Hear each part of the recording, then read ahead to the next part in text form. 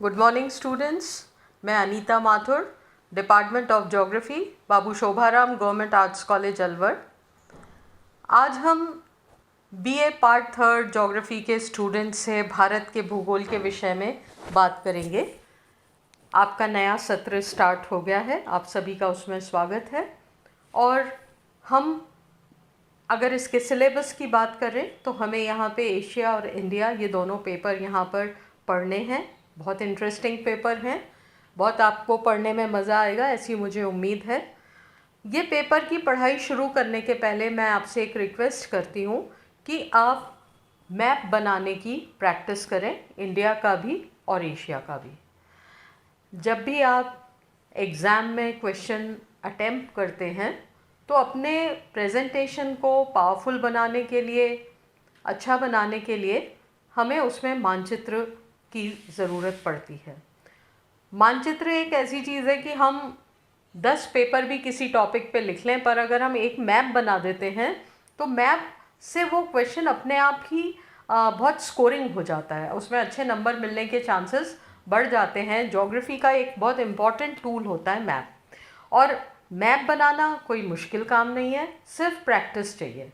तो अभी ये सेशन स्टार्ट हुआ है, आपके पास बहुत समय है। लॉकडाउन की वजह से अभी आप, या कॉलेज नहीं खुलने की वजह से आप अभी घर पे बैठे हैं, तो आप मैप बनाने की प्रैक्टिस कीजिए। ये जो प्रैक्टिस होती है इसको किस तरह से करें हम, आपने देखा होगा जब आप छोटे थे तो कॉपी में ए आ ई लिखने की प्रैक्टिस हमने कैसे की थी कि टीचर एक अ बना के दे देती थी और हम कंटिन्यूसली उस पर हाथ फेरते थे एंड ग्रेजुअली हम वो सब बनाना सीख गए। सेम चीज़ मैप के साथ है। मैप बनाना कोई डिफ़िकल्ट काम नहीं है, बस अगर आप प्रैक्टिस कर लेंगे प्रॉपरली तो आप बहुत जल्दी मैप बनाने में महारत हासिल कर लेंगे। और किसी भी तरह का आप जब क्वेश्चन अटैम्प्ट करते हैं, चाहे वो पॉलिटिकल हो, चाहे वो इकोनॉमिक कोई चीज़ हमें प्रेजेंट करनी हो, चाहे हमें कोई प्राकृतिक फैक्टर बताना हो, तो मानचित्र अपने आप में एक बहुत पावरफुल प्रेजेंटेशन होता है। इसलिए आपके लिए ये ज़रूरी है, being a student of geography, आपने ऑप्शनल सब्जेक्ट ले रखा है ज्योग्राफी का, इसलिए हम आपसे ये उम्मीद करते हैं कि मानचित्र बनाना आपको आना चाहिए। और एग्ज़ाम में कई बार स्टूडेंट्स वो स्टेंसिल्स से मैप बनाते हैं, वो उसका इतना इम्प्रेशन नहीं होता जितना हाथ से बनाए हुए मैप का होता है। साथ ही साथ हम ये मानते हैं कि बहुत ज़्यादा आप एक्यूरेसी की चिंता मत कीजिए कि बिल्कुल एक एक सूत बिल्कुल प्रॉपर बनना चाहिए, ऐसा नहीं है। आपका थोड़ा सा मानचित्र इधर उधर भी होता है तो चल जाता है, प्रिंटेड मानचित्र जैसा हम नहीं बना सकते, बट हमें वो चीज़ उसमें समझ आ जाती है। तो मैं आपको ये बात शुरू से इसीलिए बोल रही हूँ कि यू हैव एनफ टाइम, आपके पास अभी खूब टाइम है, आप आराम से इन सब चीज़ों की प्रैक्टिस कर सकते हैं। और भूगोल के विद्यार्थियों के लिए ये बहुत ज़रूरी चीज़ है, सबको मैप बनाने आनी चाहिए। अब जब हम इसके पेपर की बात करते हैं तो आज मैं एक टॉपिक जो उठा रही हूँ वो सेकेंड यूनिट में से उठा रही हूँ। अभी फर्स्ट यूनिट में हम लोग जो डिस्कस करेंगे वो जितने भी भौगोलिक मुद्दे हैं, भौगोलिक तत्व हैं, चाहे वो भारत की फिजियोग्राफी हो, क्लाइमेट हो, यहाँ पर मानसून की स्थिति हो, यहाँ पर पर्वत पठार मैदान, वो सब बातें भी हमें करनी है। पर अभी हम जो शुरुआत कर रहे हैं, मेरे को अभी क्योंकि अपने को नए सेंसस डाटा अब आने लगे हैं अखबार में, उससे रिलेटेड स्टडीज़ आने लगी हैं, हम जनगणना के आंकड़ों की बात करने लगे हैं, और उसके बारे में कोरोना की वजह से जो डिलेड चीज़ें हुई थी अब वो होने की प्लानिंग हो रही है। तो हम सबसे पहले भारत की जनसंख्या को ही डिस्कस कर लेते हैं। और भारत की जनसंख्या को डिस्कस करने में मैं एक बहुत पर्टिकुलर जो चीज़ इसका आधार ले रही हूँ अभी आपको बताने में, दैट इज़ लिटरेसी या साक्षरता। तो यहाँ पर हमें ये देखना होगा कि किस प्रकार की भारत की स्थिति है पॉपुलेशन की, और उस स्थिति में कितने % लोग जो हैं या वो साक्षर हैं। ये साक्षरता उसके पूर्व में, भूतकाल में ये साक्षरता क्या थी, वर्तमान में क्या है, और भविष्य के लिए हम क्या अनुमान लगा रहे हैं। जब हम लोग स्टूडेंट थे तो हमें एक प्रोजेक्ट दिया गया था, each one teach one, Bharat की साक्षरता की स्थिति को सुधारने के लिए, ये मैं अर्ली 80s की बात कर रही हूँ, तब ये इस प्रकार के प्रोग्राम चलाए गए थे, क्योंकि उस समय भारत में साक्षरता का स्तर बहुत नीचे था। तो स्टूडेंट्स का एक कैंपेन था, एक सरकार का प्रोग्राम था, और उसमें हमें ये टारगेट दिया जाता था कि हर जना एक जने को साक्षर बनाए। ऐसी स्थितियाँ अगर ये प्रोग्राम सक्सेसफुल रहे और भारत में साक्षरता की स्थिति में सुधार हुआ, अभी हम हर वर्ष के अकॉर्डिंग इसमें क्या चेंजेस आए उसके बारे में हम बात करेंगे। मानव शास्त्रीय दृष्टिकोण से साक्षरता क्या है? शास्त्रीय दृष्टिकोण से अगर हम देखेंगे तो साक्षरता जनसंख्या का एक ऐसा सामाजिक पक्ष है जिसके आधार पर सामाजिक विकास का जो मापदंड होता है वो तय किया जाता है। और साक्षरता जनसंख्या अध्ययन का एक ऐसा गुणात्मक अध्ययन है, ये हम यहाँ पर क्वालिटी की बात कर रहे हैं। साक्षरता एक गुण है जो परिवर्तनशील है, और उसके परिवर्तनशील होने के लिए कौन कौन से फैक्टर्स बहुत इम्पॉर्टेंट होते हैं? आर्थिक, सामाजिक और प्राकृतिक स्थितियाँ इस साक्षरता के आंकड़ों को बहुत प्रत्यक्ष तौर पर प्रभावित करती है। तो हमें यहाँ क्या बात समझ में आई कि एक तरह का ये पॉपुलेशन का गुणात्मक अध्ययन है। मात्रात्मक नंबर तो अध्ययन तो हमने देख लिया, कितनी पॉपुलेशन है, क्या उसकी ग्रोथ है, पर जब हम गुणात्मक अध्ययन की बात करते हैं तो उसमें साक्षरता एक अपने आप में बहुत इम्पॉर्टेंट पॉइंट हम मान सकते हैं। साक्षरता के विकास से मानव जीवन एक जो उसका सीमित परिप्रेक्ष्य होता है, बहुत उसका एक डिफाइन, बहुत छोटा एक बंद सा जो उसका परिवेश होता है, उससे निकलकर सामाजिक और आर्थिक उन्नति की तरफ अग्रसर होता है। किसी भी कंट्री में अगर आप वहाँ की पर कैपिटा इनकम देखें, उनको कंपेयर करें और वहाँ के साक्षरता के आंकड़ों को देखें, तो ये चीज़ आपको बिल्कुल क्लियर हो जाएगी कि जो सामाजिक और आर्थिक आधार है वो इसी साक्षरता के ऊपर निर्भर करता है। इसीलिए हम जनसंख्या अध्ययन के जब अध्ययन करते हैं तो पॉपुलेशन स्टडीज़ में साक्षरता का पक्ष जो होता है उसको बहुत महत्वपूर्ण पक्ष के रूप में माना जाता है। और इसका अध्ययन हम male female population age wise हम इसके क्राइटेरियाज अलग अलग बना के और हम इसका अध्ययन करते हैं।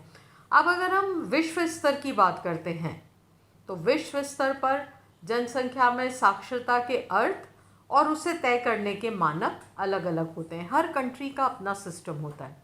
हमारे यहाँ जब पहले साक्षरता अभियान चला था तो उसमें क्या बेसिक जो चीज़ होती थी दैट इज़ अक्षर ज्ञान और उसको हस्ताक्षर करना है। मतलब हमने अंगूठा छाप से बदलकर हमने उसे एक बेसिक शब्दों की नॉलेज दे दी, अक्षरों का ज्ञान दे दिया और वो अपने सिग्नेचर्स करने लगा।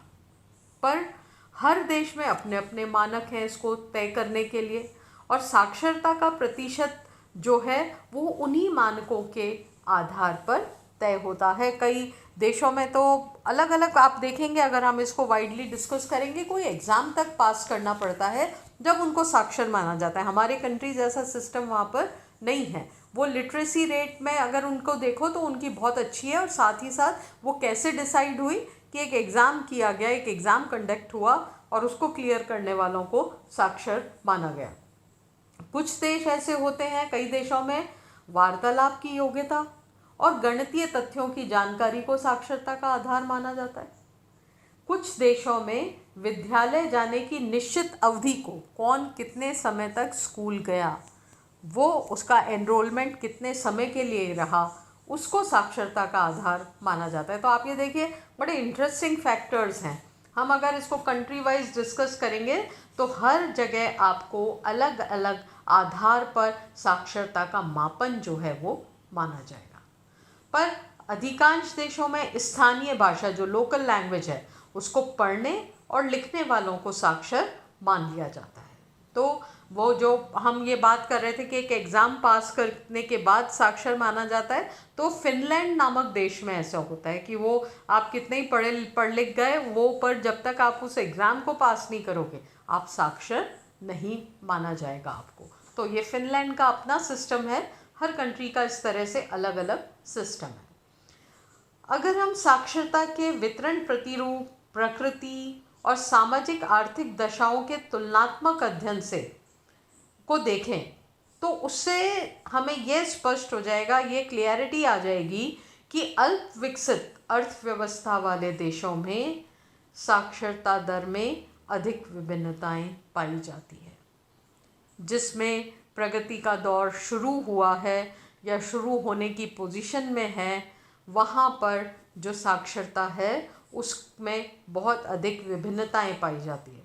अब भारत और अनेक एशियाई देशों में और अफ्रीका के देशों में सिटी एंड रूरल पॉपुलेशन, ग्रामीण और नगरीय जनसंख्या में साक्षरता के विकास में बहुत विषमताएं पाई जाती है, बहुत डिफरेंसेस पाए जाते हैं, क्योंकि किसी भी सिटी में साक्षरता का परसेंटेज ज़्यादा होता है पर रूरल एरियाज़ में साक्षरता का परसेंटेज उतना नहीं होता। तो इन दोनों के बीच में काफ़ी विषमताएं पाई जाती है। और अधिकांश देशों में साक्षरता की ये जो प्रक्रिया का संबंध है वो व्यावसायिक प्रतिरूप के आधार पर भी माना जाता है। पहले क्या होता था, भारत में जो प्रारंभिक काल में जो परिवार का कर्ता धर्ता पुरुष होता था, जो परिवार का, या हम ये कह सकते हैं हेड ऑफ द फैमिली होता था, उसके लिए ये ज़रूरी माना जाता था, वो ही सारे डिसीजंस लेता था, वो थोड़ा पढ़ा लिखा होता था, नौकरी करता था। उसके परिणाम स्वरूप पहले पुरुषों की साक्षरता दर अधिक थी। इंडिया की हम बात कर रहे हैं, फीमेल पॉपुलेशन में लिटरेसी की जो दर थी वो दर काफ़ी कम थी। अगर आप अपने ग्रैंड पेरेंट्स से, अपने दादा दादी, नाना नानी से बात करेंगे तो वो आपको इस विषय में बहुत अच्छे से बताएंगे। पर धीरे धीरे परिस्थितियाँ बदल रही हैं और अगर हम गांव की तरफ जाएंगे तो वहाँ पर भी आपको इंस्टीट्यूशन, एजुकेशनल इंस्टीट्यूशंस मिल जाएंगे। कई सरकार की ये पॉलिसी है, छोटी जगह में विद्यालय खोला जाए ताकि वहाँ के लोगों को बाहर नहीं जाना पड़े। और स्पेशली फॉर गर्ल चाइल्ड, लड़कियों के लिए बहुत मुश्किल थी, गांव से बाहर जाने नहीं दिया जाता था तो वो पढ़ ही नहीं पाती थी। तो सरकार ने इस प्रकार की योजनाएं बनी, छोटे छोटे गाँव में भी स्कूल खोले गए और ये प्रयास है कि हायर एजुकेशन तक उन्हें ऐसी जगह मतलब अवेलेबल करा दी जाए कि उन्हें बहुत ज़्यादा कम्यूट या दूर जाना नहीं पड़े, तो उनके घर वाले भी उनकी शिक्षा में बराबर योगदान दें। तो ये जो है, अगर हम 1951 से 2011 तक के आंकड़ों में देखें तो हमें ये फ़र्क जो है ये डायरेक्टली बहुत अच्छे से नज़र आ जाएगा। मैं आपको PDF में इसकी एक टेबल शेयर करूँगी, उस टेबल से आपको बिल्कुल अंदाज़ा हो जाएगा कि किस प्रकार से साक्षरता के आंकड़ों में बदलाव आ रहा है। हम अपने अगले लेक्चर में डिस्कस करेंगे कि किस प्रकार की स्थिति भारत में साक्षरता की रही है।